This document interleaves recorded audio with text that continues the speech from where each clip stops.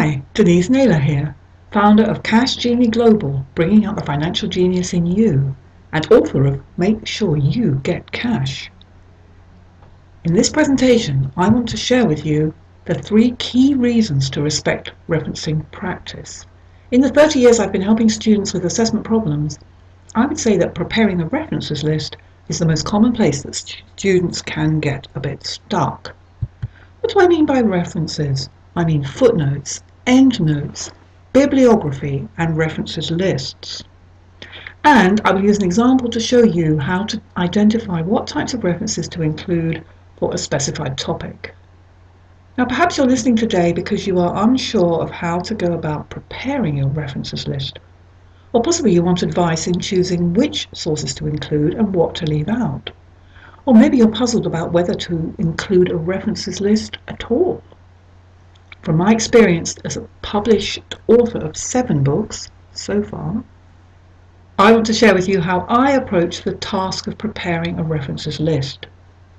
This task can take a lot of time, effort, and attention to detail, but when I see the finished product, it always fills me with such pleasure that it is worth all the effort. So welcome to Denise's Ready Referencer. Now, without my first point, you open yourself to potentially being accused of academic misconduct. But with my first point, your references list will be crafted to be coherent, clear, and compelling. And my first point is acknowledge. Up until very recently, all my students would automatically include references in any assessment. Yes, they might have queries about how to compose individual references, but they never questioned the practice. But today, many students submit assessments with either incomplete or inaccurate references. In fact, sometimes a student omits references entirely. Not you, of course. Would you like to know why I think this is happening? Since the internet was invented in 1989, people have become so used to searching for and downloading everything they want and need that they don't give it a second thought. Does that sound like anyone you know? But you see, everything that can be downloaded has to be uploaded first. Everything that can be copied and pasted was first created by somebody. And if you are studying, researching, or involved in business in any capacity, one day that someone will be you. You see, when you acknowledge, when you recognize by name the person who originated the content, you are playing your part in a worldwide web of respect and recognition of all creative people. So what does this mean for you? Well, do you have a Facebook profile? A Twitter account perhaps? Or are you on Pinterest or LinkedIn? Perhaps you use a photo sharing site.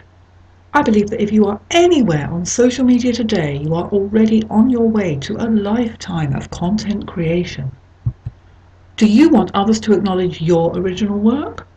And most importantly, do you want others to pay you for your content? Of course. And to get paid for your content, your users need to know that you created it. I believe that when you realize why referencing is so important to you, you will be ready to ramp up your referencing. You'll be ready to acknowledge the other person's content that has informed your own. It's a chain of respect stretching backwards in time and forwards through you to new content creators. You are not the first one to contribute, and you certainly won't be the last. For the future to recognize you, reciprocity name-checks the past. You are not the first one to contribute, and you certainly won't be the last. For the future to recognize you, reciprocity name-checks the past. Now, without my second point, you may not be sure whether or not to include that particular source. You might give the citation incorrectly or incompletely. But with my second point, you will know what to include and what to omit from your references list. And my second point is attribute. Have you ever seen a mountain? That sounds likely. Picture it now. High peaks shrouded in salty mist, the sound of roaring wind, the feel of the warm sun on your skin. Now imagine the rain falling on the mountaintop, and listen to it collecting into a trickle of running water and then a stream.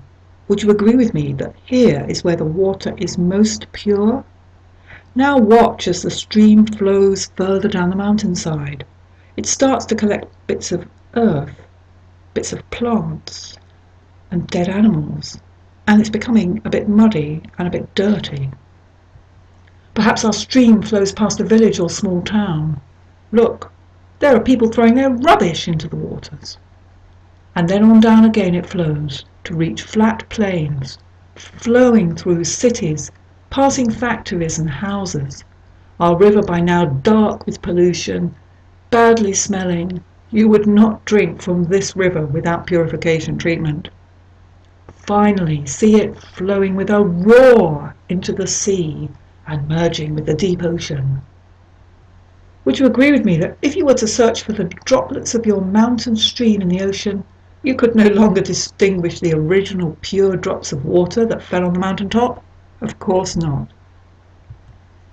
You see, I believe that your creative ideas are like those pure drops of rain joining together into a stream of creative content. As your content is published and goes out into the world, it is used, reused, copied, recopied, quoted, and potentially misquoted. As Twitter users say, tweet and retweet. By the time it's been out there for a while, would you agree with me that it's not always clear where the source is? Your chosen references need to be close to the top of the mountain, as close as you can go to the original source. Now in a university, we distinguish primary sources from secondary sources. The primary source is where the originator first published their idea to the world, and the secondary source is where someone other than the originator quotes the work. The primary source is usually a research paper or book written by the professor, and the secondary source might be the textbook that quotes extracts from or paraphrases what the professor said or wrote. The research paper is the top of the mountain, and the textbook is partway down. The textbook writer chooses parts of the original work to illustrate a broader exposition of the subject. Lower down this mountainside, you might find a lecture handout or a slide presentation based on the textbook content. And so on. Can you begin to grasp what I mean? Well, let's look more closely.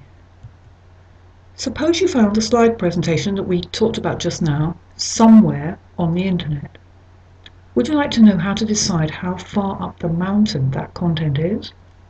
You need to find the answer to two questions.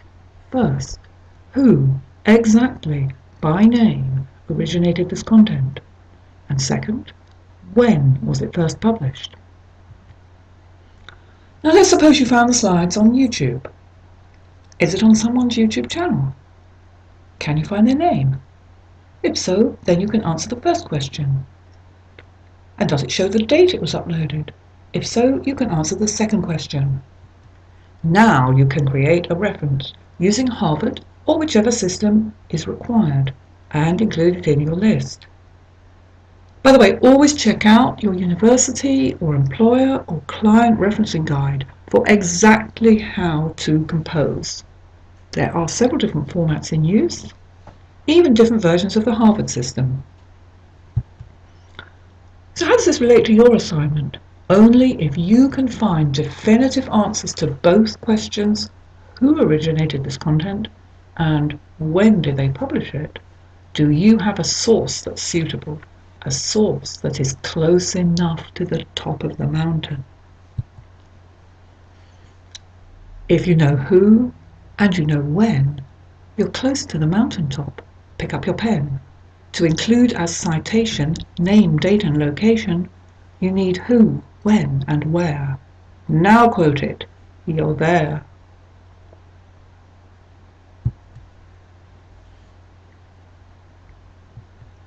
Now about my third point, you might find yourself leaving out some key sources that really do belong in your list.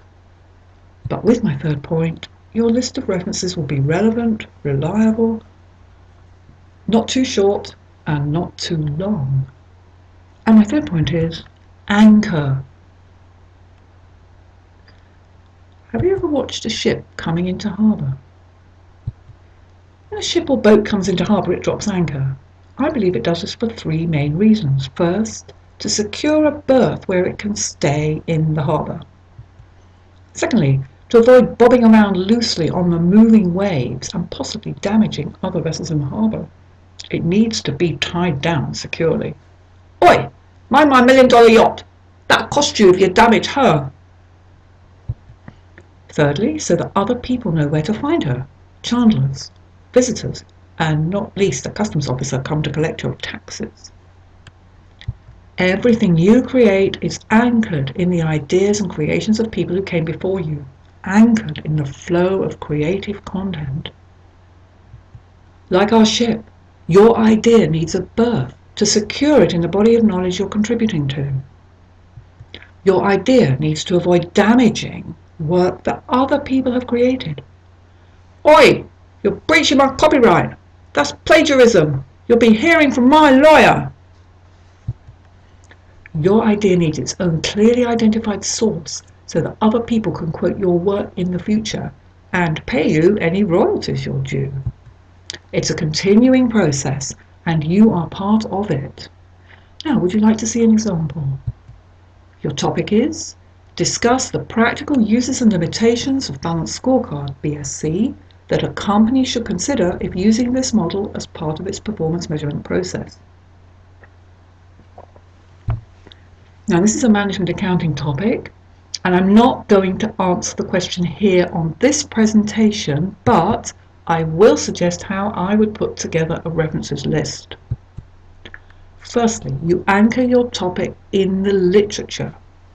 You always include the publication that introduced the original content and any subsequently published research on the same topic. It's common for researchers to pick up a new idea and extend it or test it through their own research.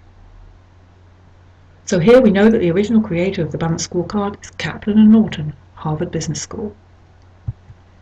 Secondly, you anchor your topic in practice. Perhaps you've worked in a company that uses this model. Or can you find a case study of a company that uses or has made use of this content? Now, for example, Tesco publishes its own scorecard on its website. And thirdly, you anchor your topic in the wider subject areas. So are there any related subject or possibly legal or regulatory guidelines that have been produced as a result of this content? Balanced Scorecard is widely used management dashboard. It's capable of giving live updates to senior management to help them discover how their strategy is being implemented in the business. And here's what to avoid. Any source that does not anchor your subject in research or practice. Any source that does not meet the attribution criteria. And by the way, check internet sources carefully. Nobody has yet, to my knowledge, house cleaned the internet.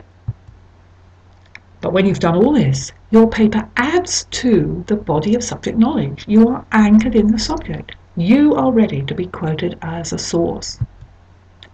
When the work you create anchors in the subject, there'll be no debate that the list you collate will get you a stake in the subject. Then won't you feel great?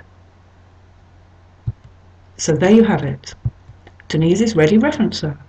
Acknowledge the content creator. Attribute the original source and go to the top of the mountain. And anchor your assignment in the subject body of knowledge. Thank you for being on this call. I wish you great success in all your tests. Please leave feedback in the comments box. Thank you.